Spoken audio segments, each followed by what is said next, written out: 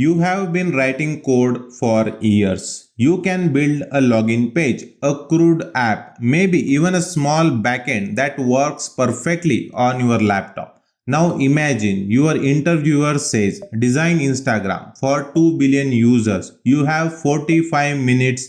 Go. Suddenly, everything you have learned about for loops and if statement feels useless. Why? Because at that scale, the problem isn't writing code. The problem is architecture. Where does the data live? How does a photo upload reach 2 billion phones? What happens when one server dies at 3 in the morning? That's system design. And in the next few minutes, I will show you exactly what it is, why every senior engineer must know it, and a simple framework I will use throughout this entire course to break it down for you. Even if you have never built anything bigger than a to-do app, let's get into it. Here is the cleanest way to understand system design. Think of software engineering as a 3 layers.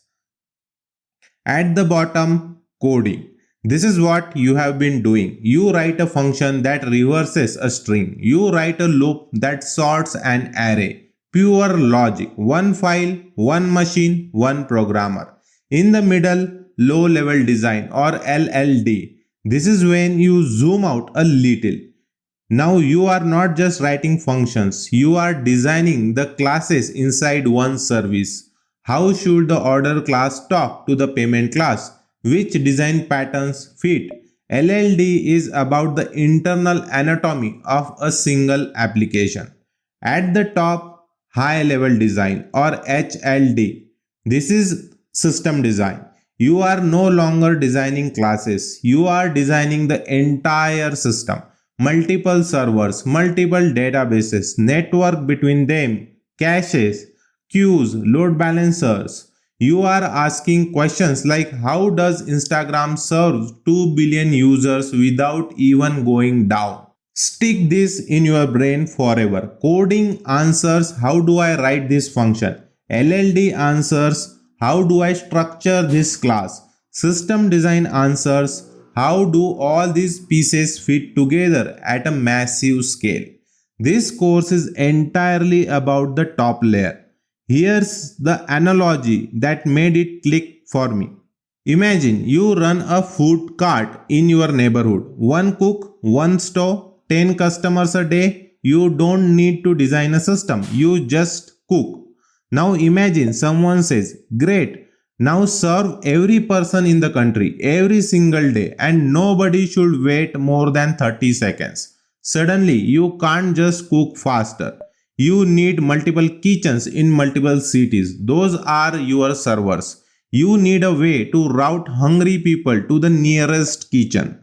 That's your load balancer. You need ready-made ingredients sitting close to each kitchen so you are not driving to the farm every time.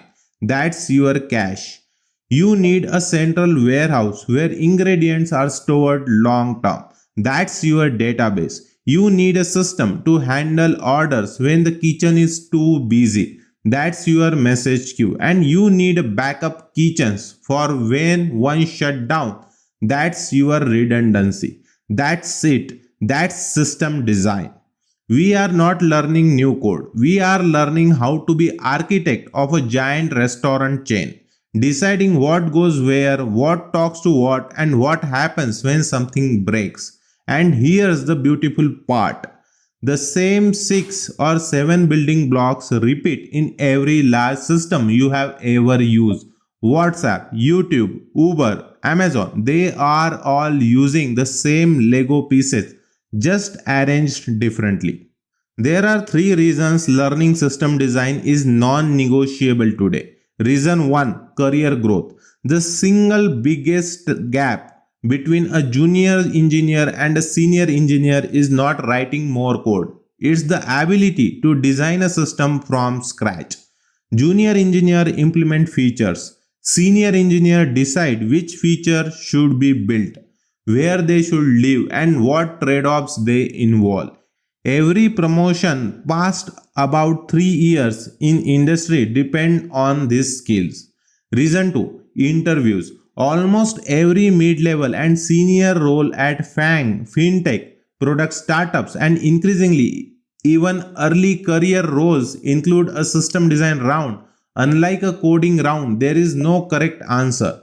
Your interviewer is testing whether you can think in trade-offs, ask clarifying questions, and make decisions under uncertainty. Without practice, this round is brutal. With practice, it's the most fun part of the interview. Reason 3 is you become a better engineer. Today, even if you never interview again, understanding system design changes how you write the code right now. You start asking better questions. Should this run synchronously or async? Do I really need a database call here, or can I cache it? What happens if this third-party API is down? You stop building toys and start building systems. Here's where we are going. By the end of this beginner course, you will be able to look at a real architecture diagram and not only understand every single box but draw it yourself. Explain why every piece is there. Let me walk you through it quickly. Don't worry, if half of these words sound foreign, every single one of them is a module in this course. On the far left, the client, your phone or browser, the user. Next, the CDN, Content Delivery Network. It stores static stuff like images, JavaScript files in the server physically close to the user so they load fast. Then the load balancer. When you have multiple servers, the load balancer decides which server gets the next request, like a host at the restaurant assigning tables. Behind the load balancer sits the application server, your actual code running on 3 machines instead of 1. This is what we call horizontal scaling. We will dig deep into why 3 is often better than one giant box. Each app server can talk to cache, super fast temporary memory, usually Redis, and a database, slow permanent storage. You will see why we have both and not just one. The database itself is split into primary, which handles write, and the replica, which handles read, because reading is a way more common than writing in most apps.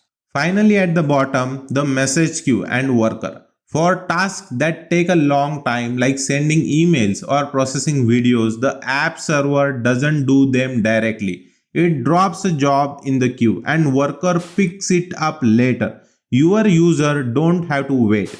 Every one of these boxes solves a real problem that breaks system at scale, and every one of them get its own module. That's the course, that's the whole roadmap. I want to be honest with you about something most courses won't tell you. The good news, when you design a system well, it scales, it survives failure, your interviewer loves you, and your company save real money. The bad news, system design is often misused. The number one mistake I see, and I want you to remember this, is over-engineering, adding microservices, queues, sharded databases, and Kubernetes to the app that has a 50 users. That's not good system design. That's complexity for complexity's sake.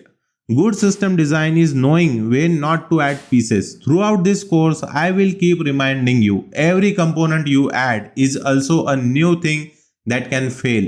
Simplicity is a feature. Even from this one video, you can now confidently answer 4 of the most common opening interview questions on this topic. First question is, what is the difference between LLD and HLD? We have seen LLD is about designing classes, their interaction inside a single service. Think design patterns, object-oriented programming, class diagrams. HLD is about designing the entire system, multiple services, databases, networks, cache, queues, and how they communicate at scale. Question 2 is, why do we need system design? Because at scale, the bottleneck is no longer code, it's an architecture. Decisions like where data lives, how requests are routed, and how failure are handled determine whether the system works for 1,000 users or 2 billion. Question 3. What are the functional versus non-functional requirements? Functional requirements describe what the system does. For example, user can upload a photo. Non-functional requirements describe how well it does it. For example, uploads complete under 2 seconds. 99.99% of the time. We will spend a full video on this in the next lesson. Question 4 is, how do you approach system design problem? Start by clarifying requirement, estimate the scale, then design from the simplest possible architecture, usually one server, and add complexity only when a real bottleneck forces you to. Never start by drawing the most complicated diagram you know. That last one alone will save you in interview. Trust me. Before you go, take 30 seconds to log this in. Takeaway 1. System design is a high-level design. Designing how multiple services, databases, network fit together at scale. Different from coding, different from LLD. Takeaway 2 is, every large system uses the same 6 or 7 building blocks. Load balancers, app servers, cache, database, message queues, CDN. Learn the pieces, then learn how to combine them. Takeaway 3 is, the most common mistake is over-engineering. Good system design is knowing when not to add a piece. Simplicity scales too. In the next video, we will get into system design mindset. The 4 pillars every system is judged on: scalability, reliability, availability, and maintainability, and why almost every design decision is a trade-off between them. If this helped you, hit subscribe so you don't miss the next one. The full playlist is linked below. See you in the next video.